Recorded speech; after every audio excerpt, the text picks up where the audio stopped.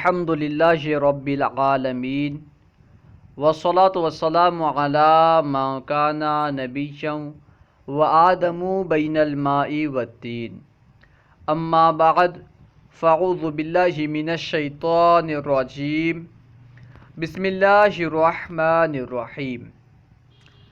ہم تلخیص الاعراب سے اجراء اعراب کی مشق پڑھ رہے تھے۔ آج انشاءاللہ عز و جل مزید اجراء الاعراب کی مشق پڑھیں گے، تو آئیے شروع کرتے ہیں۔ سوال: ذالک الکتاب صادق میں ذالک اور الکتاب کس حالت میں ہے؟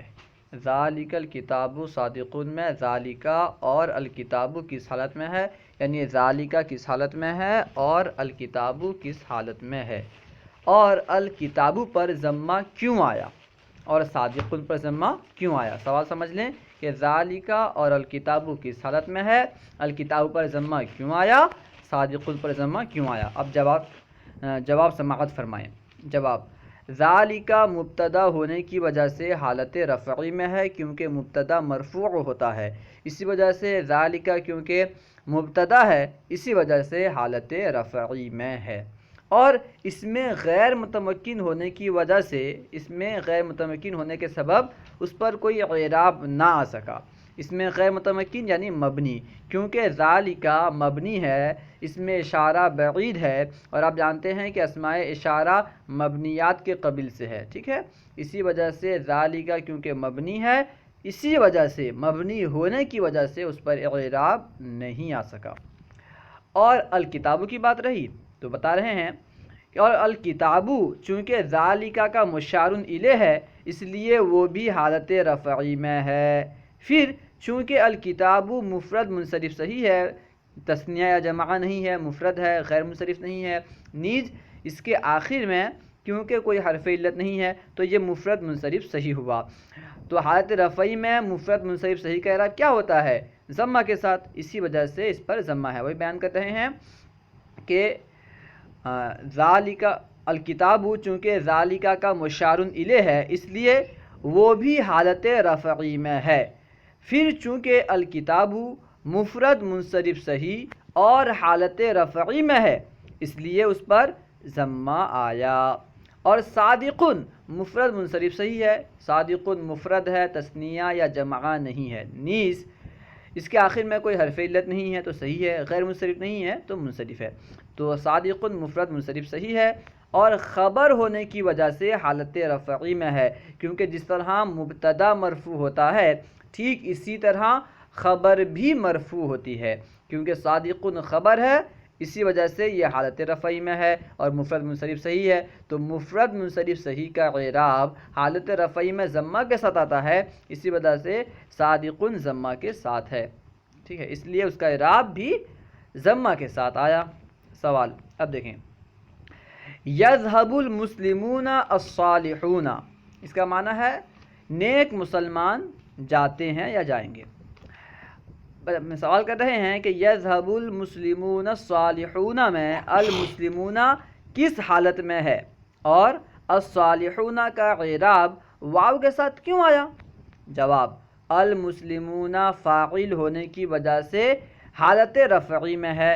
یذهب فعل کا فاعل المسلمون ہے، آپ جانتے ہیں کہ فاعل مرفوع ہوتا ہے، حالت رفعی میں ہوتا ہے، تو المسلمون حالت رفعی میں ہونے کی وجہ سے، فاعل ہونے کی وجہ سے حالت رفعی میں ہے۔ المسلمون یذهب فعل کا فاعل ہونے کی وجہ سے حالت رفعی میں ہے، اور چونکہ وہ جمع مذکر سالم ہے، مسلم کی جمع ہے مسلمون، جمع مذکر سالم ہے یعنی واحد کا صیغہ اس میں سلامت ہے، ٹھیک ہے، اور چونکہ وہ جمع مذکر سالم اور حالت رفعی میں ہے، اس لیے اس کا اعراب واو ساکن ما قبل ضمہ کے ساتھ آیا، کیونکہ جمع مذکر سالم کا اعراب حالت رفعی میں واو ساکن ما قبل ضمہ کے ساتھ آتا ہے، جیسا کہ مسلمون۔ الصالحون مسلمون کی صفت ہے، صالحون مرفوع کیوں ہے، اس کا اعراب واو کے ساتھ کیوں آیا، اسے بیان کر رہے ہیں۔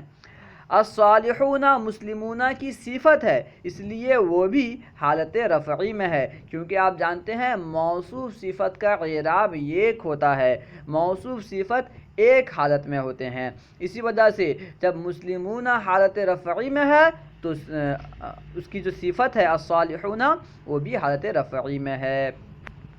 پھر چونکہ وہ جمع مذکر سالم اور حالت رفعی میں ہے، الصالحون صالحون کی جمع ہے، جمع مذکر سالم ہے اور حالت رفعی میں ہے، اس لیے اس کا اعراب بھی واو ساکن ما قبل ضمہ کے ساتھ آیا، کیونکہ حالت رفعی میں جمع مذکر سالم کا اعراب واو ساکن ما قبل ضمہ کے ساتھ آتا ہے.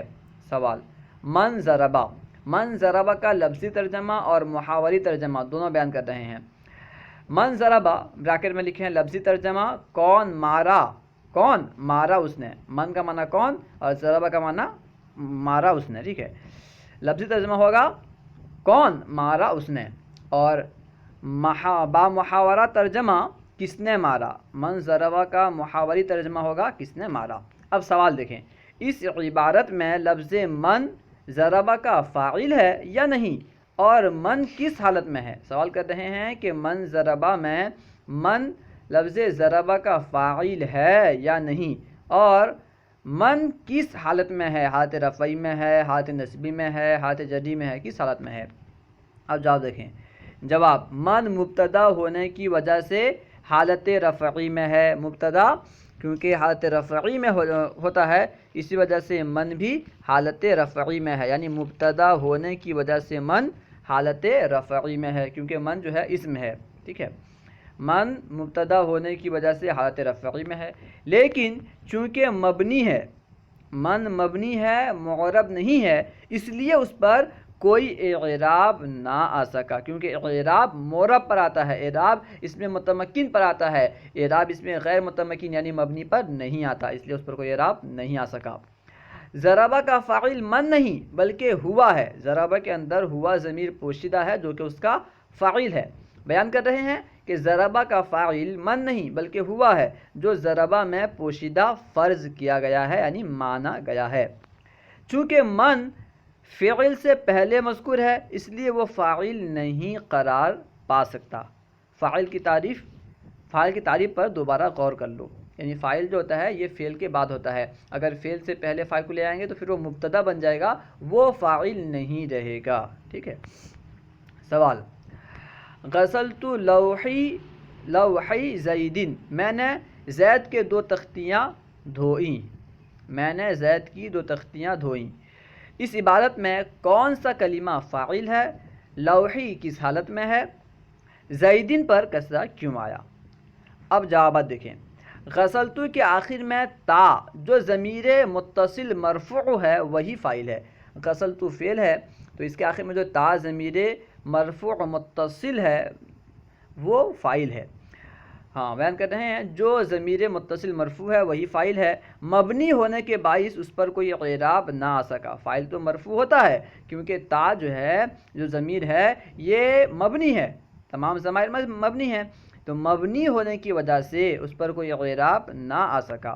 اور جو ضمہ تم یعنی تو پر دیکھ رہے ہو ہے نا، غسل تو میں جو ضمہ ہے، ٹھیک ہے، یہ ضمہ کس لیے ہے، یہ مت سمجھنا کہ یہ ضمہ جو ہے یہ اعراب کے لیے آیا ہے، یعنی تا فاعل بن رہا ہے اس لیے اس پر ضمہ آیا ہے، ایسا نہیں ہے. اس کو بیان کر رہے ہیں کہ جو ضمہ تم تو پر دیکھ رہے ہو وہ اعراب نہیں بلکہ پیدائشی حرکت ہے، یعنی تو کی یہ پیدائشی حرکت ہے، یہ اعراب نہیں ہے. لوحی تثنیہ اور حالت نصبی میں ہے. لوحی اصل میں تھا لوحینی تو اضافت کی وجہ سے نون گر گیا. لوحی تثنیہ اور حالت نصبی میں ہے اس لیے اس کا اعراب یا ساکن ما قبل فتحہ کے ساتھ آیا، کیونکہ تثنیہ کا اعراب حالت نصبی میں یا ساکن ما قبل فتحہ کے ساتھ آتا ہے. تو لوحی جو ہے اصل میں لوحینی تھا، حالت نصبی میں اس لیے اس کا اعراب جو ہے یا ساکن ما قبل فتحہ کے ساتھ آیا ہے. لوحی لوحن کا تثنیہ ہے، اصل میں لوحینی تھا، مضاف ہونے کے باعث اس کا نون گر گیا، کیونکہ آپ قاعدہ پڑھ چکے ہیں تثنیہ کی جب اضافت کی جائے تو نون تثنیہ گر جاتا ہے. اور چونکہ وہ غسلتو فعل کا مفعول بھی ہے، منصوب کیوں ہے، وہ حالت نصبی میں کیوں ہے اسے بیان کر رہے ہیں. اور چونکہ وہ غسلتو فعل کا مفعول بھی ہے اس لیے حالت نصبی میں ہے، کیونکہ مفعولات جتنے بھی مفاعیل ہیں یہ منصوبات کے قبیل سے ہیں۔ اور زیدین کے بارے میں بیان کر رہے ہیں کہ زیدین مفرد منصرف صحیح ہے، کیونکہ یہ مفرد ہے، جمع نہیں ہے، اور اس کے آخر میں کوئی حرف علت نہیں ہے، نیز یہ جو ہے غیر منصرف نہیں ہے، منصرف ہے، تو یہ مفرد منصرف صحیح ہے، اور مضاف الیہ ہونے کی وجہ سے حالت جدی میں ہے۔ لوحی مضاف زیدین مضاف الیہ، تو مضاف الیہ کیونکہ ہمیشہ مجرور ہوتا ہے اس لیے یہ حالت جدی میں ہے، ٹھیک ہے۔ اور مفرد منصرف صحیح کا اعراب حالت جدی میں کسرہ کے ساتھ آتا ہے، اس لیے اس پر کسرہ آیا، وہی بیان کر رہے ہیں۔ اور مضاف الیہ ہونے کی وجہ سے حالت جدی میں ہے اس لیے اس پر کسرہ آیا۔ اللہ و رسولہ اعلم۔ اگر کوئی بات سمجھ میں نہ آئی ہو یا درسیات کے متعلق کوئی سوال کرنا چاہتے ہوں تو کمنٹ باکس میں سوال کریں، انشاءاللہ عز و جل ممکنہ صورت میں جواب دیا جائے گا۔ السلام علیکم ورحمۃ اللہ وبرکاتہ۔